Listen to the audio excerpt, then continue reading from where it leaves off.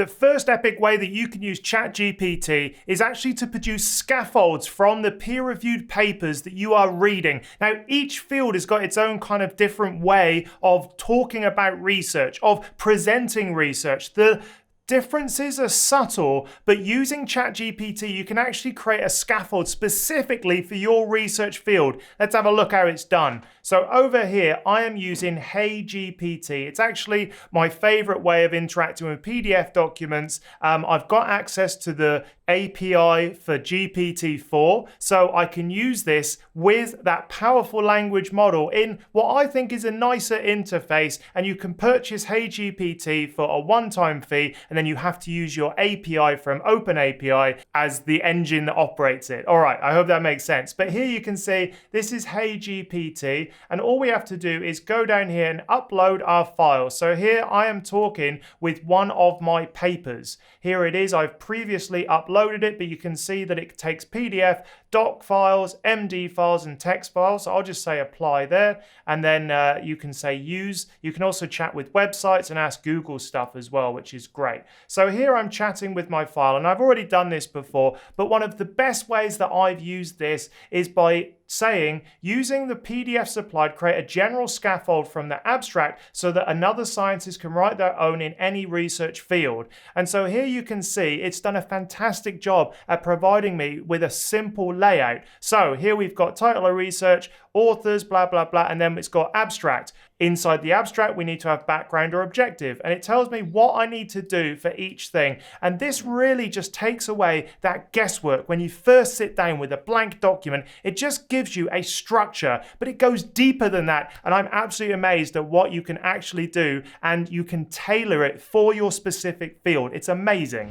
So creating a scaffold is the first important step just to making your peer review writing a breeze. You can actually import more than one file, and you can ask for kind of like, you know, a summary of the amalgamation of all the different PDF documents, but here we're just using one. So you can see that after I've asked it for an outline and a scaffold, which it's done a really good job at, you can then say, provide me with 10 sentence starters for each. And all it's done is gone out and provided me with sentence starters. In recent years, the field of blah has garnered significant attention due to whatever. Down here, materials and methods. The measurements were taken using a name of thing which allowed for, so this just takes away that initial brain power so you can focus on what's actually important, which is the details. So it goes even deeper than that. We can end up with results, we can end up with discussion and conclusion, scaffolds and sentence starters. And if you don't like any of them, the one thing I've learned is that talking to ChatGPT is the best way to just refine it. So if you do want to say, actually,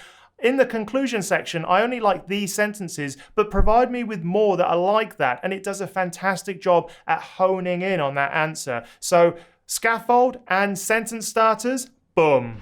Another thing you should consider doing is use ChatGPT as an editor. So all you need to do is upload the information you've got. It can be a Word document, a PDF into HeyGPT, and you can just ask it for improvements. So for example, I can go up here, let's start a new chat. Let's make sure that that is selected. Okay, I'm chatting with my files, brilliant. And I just want to say something along the lines of, acting as a scientific editor, suggest better titles for this paper. So now it's going to go through and just give me some better titles. And I must admit, it's done a pretty good job. Ours was pretty clunky, but it is sort of like just honing in on those really sort of obvious keywords that people could search for. And we're going to ask it about that in a minute. Remember that people aren't just searching your document using like Scopus, Web of Science, Google Scholar. They're also just typing it into Google. So we can ask it, for example, what is the best SEO optimized title for this?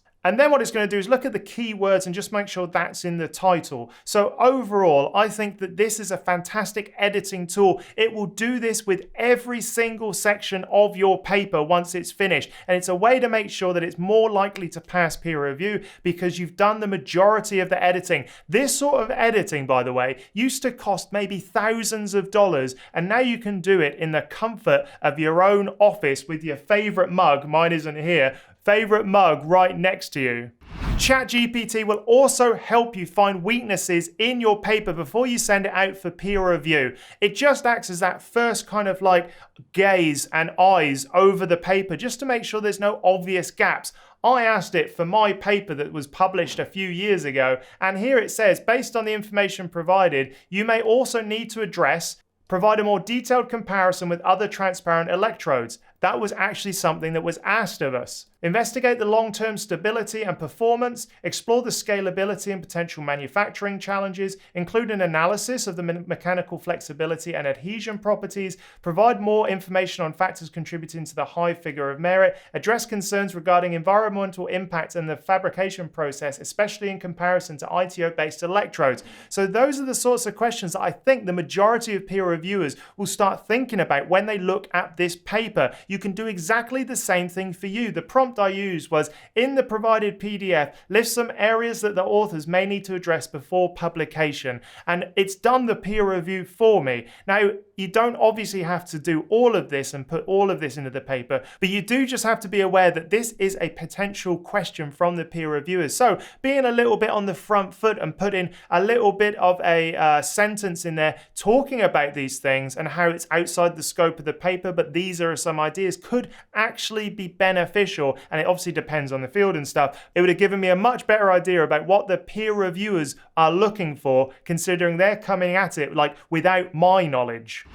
And one of the last things that I think ChatGPT can really help you with is the boring stuff when publishing. For some reason, each single individual publisher wants you to do certain things, whether or not it's keywords, whether or not it's like a general layperson summary, it can do it all for you once you're happy with the original text. So here you can see that I've said, from the text, suggest keywords for the papers. And here, it's done a fantastic job at picking them out. Transparent electrode, organic solar cell, silver nanowire, carbon nanotube, nanocomposite, blah, blah, blah. And you can do that with each individual boring admin stuff that each journal wants from you. It's really going to speed up publishing, but you just have to make sure that you understand what prompts are the best for your field and get the best out of your paper. And like I said, consider it a conversation. Talk to the ChatGPT model so that it can actually just refine its answer if you're not happy with the first one. And those are the easiest ways to use ChatGPT to make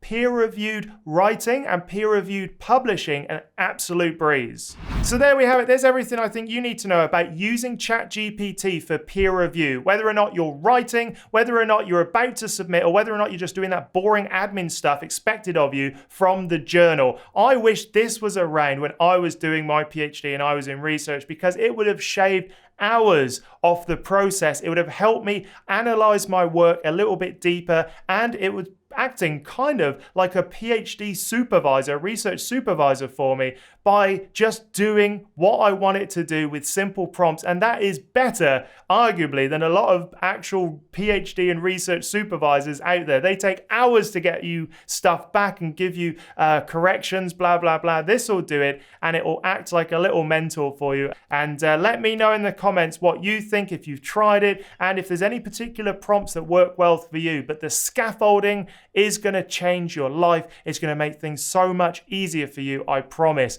All right then, there are more ways you can engage with me. The first way is to sign up to my newsletter. Head over to andrewstapleton.com.au/newsletter. The link is in the description, and when you sign up, you'll get 5 emails over about 2 weeks. Everything from the tools I've used, the podcasts I've been on, how to write the perfect abstract, and more. It's exclusive content, only available for free, so go sign up now. And also head over to academiainsider.com. That's my new project where I've got my ebooks, the Ultimate Academic Writing Toolkit, as well as the PhD Survival Guide. I've also got the resource pack for applying for a PhD in grad school as well. I got the forum, I got a blog growing out as well, and it's all there to make sure that academia works for you. All right then, I'll see you in the next video.